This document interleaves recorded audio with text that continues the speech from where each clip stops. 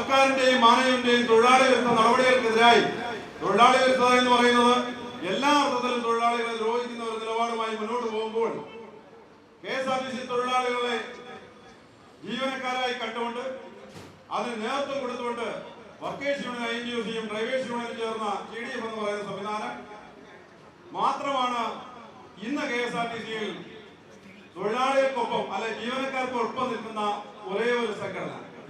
ഞാൻ മറ്റ് രാഷ്ട്രീയ വിഷയങ്ങളിലേക്കൊന്നും പോകുന്നില്ല. KSRTCയിൽ അവർ നടപ്പിലാക്കിക്കൊണ്ടിരിക്കുന്ന തൊഴിലാളി ദ്രോഹ നടപടികൾ അതിനെല്ലാം എതിരായിട്ട് സ്വിഫ്റ്റ് കമ്പനിക്കെതിരായിട്ടായിരുന്നാലും സിംഗിൾ ഡ്യൂട്ടിക്കെതിരായിട്ടായിരുന്നാലും അങ്ങനെ ശമ്പളം നൽകാത്തതിനെതിരായിരുന്നാലും 0% DA മേടിക്കുന്ന കേരളത്തിലെ അല്ലെങ്കിൽ ലോകത്തിലെ ഏക പൊതുമേഖലാ സ്ഥാപനം എന്ന് പറയുന്നത് KSRTC ജീവനക്കാരും ആണെന്നുള്ള കാര്യം നമുക്ക് എല്ലാവർക്കും അറിയാം. 4200 പേരെ സ്ഥിരപ്പെടുത്തിയ ഒരു സർക്കാരാണ് ഉമ്മൻചാണ്ടി സർക്കാർ. ഈ 4200 പേരെ സ്ഥിരപ്പെടുത്തുക എന്ന് പറയുമ്പോൾ സാർ അന്ന് പറഞ്ഞ ഒരേ ഒരു കാര്യം മാത്രമേ ഉണ്ടായിരുന്നുള്ളൂ. നിങ്ങൾ അവരുടെ കയ്യിൽ നിന്ന് ഒരു ചായ പോലും വാങ്ങി കുടിക്കരുത്. നിങ്ങൾ ചെയ്യേണ്ടത് വർക്കേഴ്സ് യൂണിയന്റെ മെമ്പർഷിപ്പ് എടുപ്പിക്കുക, അത്രമാത്രം. പക്ഷെ എത്ര പേര് നമ്മളോടൊപ്പം ഉണ്ട്? അതിൽ അന്തസ്വാർജവുമുള്ള തൊഴിലാളികൾ അല്ലെങ്കിൽ അവരുടെ കുടുംബങ്ങളെ സംരക്ഷിക്കുന്നുള്ള തൊഴിലാളികൾ ഒന്നടങ്കം ഇന്നും വർക്കേഴ്സ് യൂണിയനൊപ്പവും TDF-നൊപ്പവും ഉണ്ടെന്നുള്ള കാര്യം അവരെ ഞാൻ അങ്ങേയറ്റം അഭിനന്ദിക്കുകയാണ്. മറ്റുള്ളവരുടെ കാര്യം നമുക്ക് പറയാൻ മാർഗമില്ല. നമുക്ക് അവകാശപ്പെട്ട DA ഉൾപ്പെടെയുള്ള ഒട്ടനവധി കാര്യങ്ങൾ ഉന്നയിച്ചുകൊണ്ടാണ് ഈ ധർണാ സമരം ഈ കൊട്ടാര യൂണിറ്റിൽ വെച്ച് കൂടിയിരിക്കുന്നത്. അപ്പോൾ ഞാൻ കൂടുതൽ കാര്യങ്ങളിലേക്കൊന്നും കിടക്കുന്നില്ല. സമയക്ലിപ്തത കൊണ്ട് ഈ ധർണാ സമരം ഉദ്ഘാടനം ചെയ്യപ്പെടുന്നതിന് വേണ്ടി നമ്മുടെ ആദരണീയനും നമ്മുടെ ഗർജിക്കുന്ന പുലിക്കുട്ടി കൂടിയായിട്ടുള്ള ശ്രീ വിൻസെന്റ് MLA ആദരപൂർവം ക്ഷണിച്ചുകൊള്ളുകയാണ്. അദ്ദേഹം പറയുന്നത് 11 മണിക്ക് ശമ്പളം കൊടുക്കാൻ തീരുമാനിക്കുമ്പോൾ 10 മണിക്ക് ശമ്പളം തരൂ എന്ന് മുദ്രാവാക്യം വിളിച്ചു പോകുന്നവരാണ് TDF എന്നാണ് അദ്ദേഹം പറഞ്ഞത്. അങ്ങനെയാണോ? TDF അങ്ങനെയാണോ? അദ്ദേഹം ശമ്പളം കൊടുത്തുകൊണ്ട് അദ്ദേഹം പറഞ്ഞത് ഇപ്പൊ പൈസ കെട്ടിവെച്ചിട്ടല്ല ഞാൻ കൊടുക്കുന്നത്, വളരെ കഷ്ടപ്പെട്ടാണ് കൊടുക്കുന്നത് എന്നാണ് അദ്ദേഹം പറയുന്നത്. അദ്ദേഹത്തിന് വളരെ വിനയപൂർവ്വം ചോദിക്കുന്നത്, അദ്ദേഹം മന്ത്രിയായി വന്നപ്പോഴും അതിനു മുമ്പും KSRTCയുടെ ഓരോ മാസത്തെ വരുമാനം പരിശോധിച്ചാൽ എല്ലാ മാസവും വരുമാനം വർദ്ധിക്കുന്നതായിട്ടാണ് നമുക്ക് കാണാൻ കഴിഞ്ഞിട്ടുള്ളത്. ഈ വരുമാനം KSRTCയിലേക്ക് കൊണ്ടുവരുന്നത് മന്ത്രിയോ CMDയോ അല്ല, ഇവിടെ ഇരിക്കുന്ന ഓരോ തൊഴിലാളിയുമാണ് ഈ KSRTCയിലേക്ക് വരുമാനം കൊണ്ടുവരുന്നത്. എന്നാൽ വിചിത്രമെന്ന് പറയട്ടെ, KSRTCയിലെ ജീവനക്കാർ സർക്കാരിന് അധിക സാമ്പത്തിക ബാധ്യതയോ ചെലവോ വരുത്തിവെക്കുന്ന ഒരു ആവശ്യവും ഈ കാലയളവിൽ ഉന്നയിച്ചിട്ടില്ല എന്നതും ഞാൻ എടുത്തു പറയാൻ ആഗ്രഹിക്കുകയാണ്. ഒരു ഭാഗത്ത് വരുമാനം വർദ്ധിപ്പിച്ചുകൊണ്ടിരിക്കുന്ന തൊഴിലാളികൾ, മറുഭാഗത്ത് പുതുതായി ഈ കോർപ്പറേഷന് അധിക സാമ്പത്തിക ബാധ്യത വരുത്തിവെക്കുന്ന ഒരു ആവശ്യവും ഉന്നയിക്കുന്നില്ല. തൊഴിലാളികൾ ചെലവിൽ വർധന ഉണ്ടാക്കുന്നില്ല, തൊഴിലാളികൾ വരുമാനത്തിൽ വർധന ഉണ്ടാക്കുന്നു. അപ്പോൾ മന്ത്രി പറയുകയാണ് ശമ്പളം കൊടുക്കാൻ 30 ദിവസം ജോലി ചെയ്തവർക്ക് 48 ദിവസം കഴിഞ്ഞപ്പോൾ മന്ത്രി പറയുകയാണ് ഞാൻ വളരെ കഷ്ടപ്പെട്ടാണ് ഇവർക്കെല്ലാം ഈ ശമ്പളം കൊടുക്കുന്നത് എന്നാണ്. അദ്ദേഹത്തിന്റെ തറവാട്ടിൽ നിന്നെടുത്ത് കൊടുക്കുന്നു എന്നുള്ളതാണ് അദ്ദേഹം ധരിച്ചിരിക്കുന്നത്. അങ്ങനെയൊന്നും മന്ത്രി തെറ്റിദ്ധരിക്കേണ്ട കാര്യമില്ല. ഈ കഴിഞ്ഞ മാസം നിങ്ങൾ ആലോചിക്കുക, 6-ാം തീയതി ഈ കൊട്ടാരക്കര ഉൾപ്പെടെയുള്ള യൂണിറ്റുകളിൽ ശമ്പളവും മറ്റാനുകൂല്യങ്ങളും ആവശ്യപ്പെട്ടുകൊണ്ട് നമ്മൾ പ്രതിഷേധ സമരം നടത്തിയത് നിങ്ങൾ മറന്നുപോയി.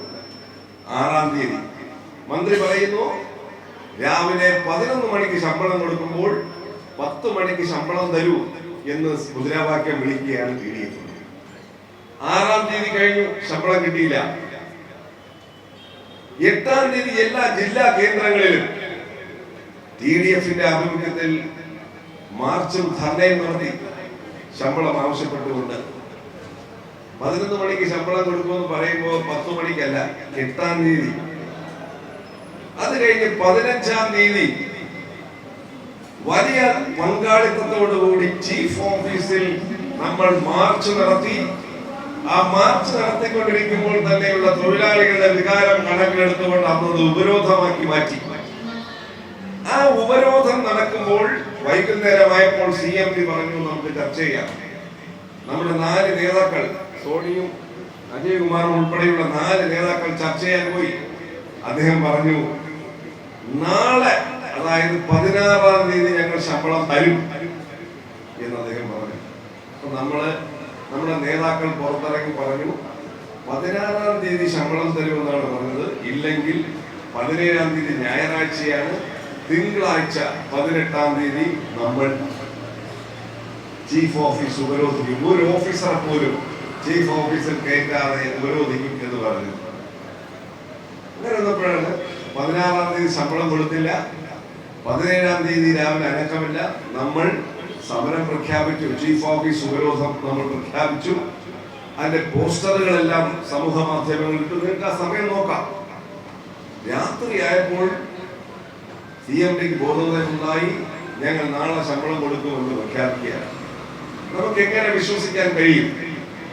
ഈ തൊഴിലാളികളോട് 16-ാം തീയതി ശമ്പളം കൊടുക്കുമെന്ന് പറഞ്ഞിട്ട് 16-ാം തീയതി ശമ്പളം കൊടുക്കാതെ അദ്ദേഹത്തിന്റെ വാക്ക് വിശ്വസിച്ചുകൊണ്ടാണ് അന്ന് നമ്മൾ സമരം അവസാനിപ്പിച്ചത്.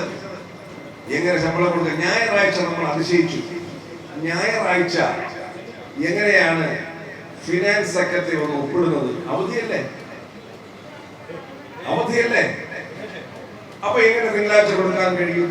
പക്ഷേ യഥാർത്ഥത്തിൽ TDF-ന്റെ ഉപരോധത്തെ മുൻനിർത്തി അവധി ദിവസം ഫിനാൻസ് സെക്രട്ടറി വന്ന് ഒപ്പിടുകയാണ്. രാത്രി അവധി ദിവസം, വെള്ളിയും ശനിയും എല്ലാം ഫിനാൻസ് സെക്രട്ടറിയുടെ മുമ്പിലും സർക്കാരിന്റെ മുമ്പിലും എല്ലാം ഉണ്ടായിരുന്നു. പക്ഷെ എന്നിട്ടും ഒപ്പിടാൻ തയ്യാറാകാത്ത ഫിനാൻസ് സെക്രട്ടറിക്ക് നമ്മൾ തിങ്കളാഴ്ച ഉപരോധം നടത്തുമെന്ന് പറഞ്ഞപ്പോൾ രാഖി രാമായണം സെക്രട്ടേറിയറ്റിൽ വന്ന അവധി ദിവസം വന്ന് ഒപ്പിടാൻ അദ്ദേഹത്തിന് കഴിഞ്ഞുവെങ്കിൽ അത് TDF-ന്റെ സമരത്തിന്റെ വിജയം തന്നെയാണ് എന്ന് പറയാൻ ആഗ്രഹിക്കാൻ. CITU ചെയ്തില്ല, BMS ചെയ്തില്ല, AITC ഒരു സംഘടനയും സമരം ചെയ്തില്ല. KSRTC-യിൽ തൊഴിലാളികൾക്ക് വേണ്ടി ഒരു കോംപ്രമൈസും ഇല്ലാതെ സമരം ചെയ്യുന്ന ഏക പ്രസ്ഥാനം TDF ആണ് എന്ന് അടിവരയിട്ട് പറയാൻ ആഗ്രഹിക്കുകയാണ്. നമ്മളില്ലെങ്കിൽ TDF മൈനസ് KSRTC-യിൽ ഒരു സമരവുമില്ല. TDF-നെ മൈനസ് ചെയ്താൽ പിന്നെ KSRTC സമരമേ ഇല്ല. എന്ത് വേണമെങ്കിലും ഇവർക്ക് ചെയ്യാം എന്നുള്ള സാഹചര്യമാണ് ഉള്ളത്. ഈ ഗവൺമെന്റ് അധികാരത്തിൽ വന്ന് 8.25 വർഷമായിട്ടും ഒരു മാസം പോലും കൃത്യമായി ശമ്പളം കൊടുത്തിട്ടില്ല. ഈ തൊഴിലാളികൾ പുലർച്ചെ വീട്ടിൽ നിന്ന് ഇറങ്ങി ജോലിയെല്ലാം കഴിഞ്ഞ് തിരിച്ച് വീട്ടിൽ പോകുമ്പോൾ 1-ാം തീയതി മുതൽ വീട്ടുകാർ പ്രതീക്ഷിക്കും ഇന്ന് കൊണ്ടുവരും ശമ്പളം. വീണ്ടും അടുത്ത ദിവസം പ്രതീക്ഷിക്കും ഇന്ന് കൊണ്ടുവരും എന്ന് പോലും അറിയാതിരിക്കുക. പക്ഷെ എങ്കിലും ഈ തൊഴിലാളികളുടെ ഭാര്യമാർ അവൻ ഡ്യൂട്ടിക്ക് പോകുമ്പോൾ കൃത്യമായി ചോറ് പൊതിഞ്ഞ് കൊടുത്തേക്കും. ആ വീട്ടിലെ അന്തരീക്ഷത്തെ കുറിച്ച് നമ്മൾ മനസ്സിലാക്കണം. ആ വീട്ടിലെ ഈ ജോലി കഴിഞ്ഞു പോകുന്ന തൊഴിലാളിക്ക് തല നിവർത്തി നിൽക്കാൻ കഴിയുമോ? വീട്ടിൽ നിങ്ങൾ പരിഹസിച്ചത് കൊണ്ട് സമരം അവസാനിപ്പിക്കുന്നതല്ല, സമരം കൂടുതൽ ശക്തമാക്കാൻ തന്നെയാണ് നമ്മൾ തീരുമാനിച്ചിട്ടുള്ളത്. ഇന്ന് രാവിലെ TDF-ന്റെ സംസ്ഥാന നേതൃയോഗം ഞങ്ങൾ ചേർന്നു. 5-ാം തീയതി ശമ്പളം കിട്ടിയില്ലെങ്കിൽ 6-ാം തീയതി ഒരു ഏമാമാരെയും ചീഫ് ഓഫീസിൽ കയറ്റാത്ത തരത്തിലുള്ള ചീഫ് ഓഫീസ് വളയൽ സമരം നമ്മൾ പ്രഖ്യാപിച്ചിരിക്കുകയാണ്. നിങ്ങൾ എല്ലാവരും ആ സമരത്തിൽ പങ്കെടുക്കാൻ പുലർച്ചെ തന്നെ തിരുവനന്തപുരത്ത് എത്തണം എന്ന് നിങ്ങളോട് എല്ലാവരോടും അഭ്യർത്ഥിക്കുക. ഇവിടെ സമരം കൂടുതൽ ശക്തമാക്കുകയാണ്. മന്ത്രിയുടെ മുന്നിൽ നിങ്ങളുടെ പരിഹാസ വാക്കുകൾ ഞങ്ങൾക്ക് യഥാർത്ഥത്തിൽ ഒരു ആവേശമായിട്ടാണ് ഞങ്ങൾ തോന്നുന്നത്. ഞങ്ങളത് കണക്കിലെടുക്കുന്നത് സമരം ചെയ്യാനുള്ള ഊർജമായിട്ടാണ് ഞങ്ങൾ കണക്കിലെടുക്കുന്നത്.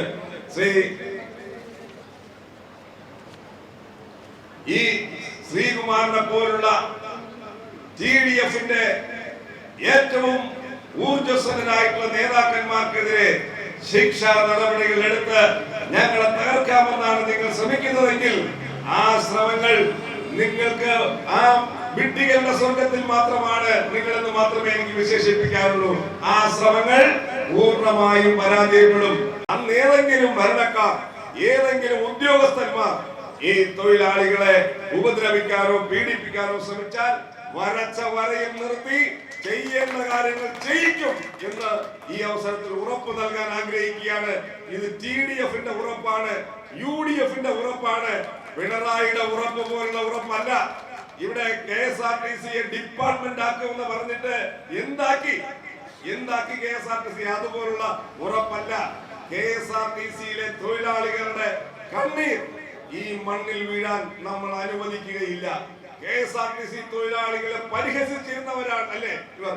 ശമ്പളം പോലും കൊടുക്കില്ല എന്നിട്ട് പറയാണ് അരി കള്ളക്കടത്ത് നടത്തുന്നവരാണ് KSRTC തൊഴിലാളികൾ എന്ന് മന്ത്രിയും CMD-യും പറഞ്ഞപ്പോ ഒരക്ഷരം ഉരിയടിയോ AITC ഭരണകക്ഷി അംഗങ്ങൾ ഇവിടെ പറഞ്ഞല്ലോ. ഇപ്പൊ പിന്നെ റഫറൻഡം വന്നപ്പോ AITC-ക്കാർക്ക് പുതിയൊരു ഊർജം കിട്ടിയതുപോലെയാണ്.